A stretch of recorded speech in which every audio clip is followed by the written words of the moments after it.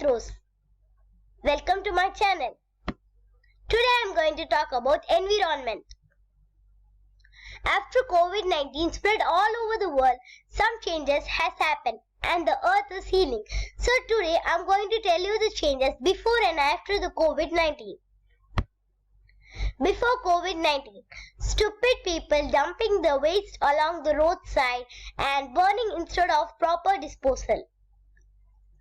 Day to day, lots and lots of pollution caused by factories. Everyone are dumping plastic in water and abusing the aquatic animals. Overpopulated and crowded vehicles make the environment polluted. After COVID-19, in Italy, the dolphin swans are witnessed swimming around the clean canals of the city.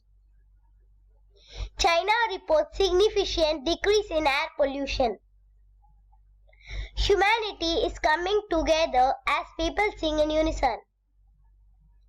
Brands like Louis Vuitton are offering free masks and sanitizer to hospitals. Pray to the God, let the virus leave the earth, save our environment. Thank you. Please subscribe my channel.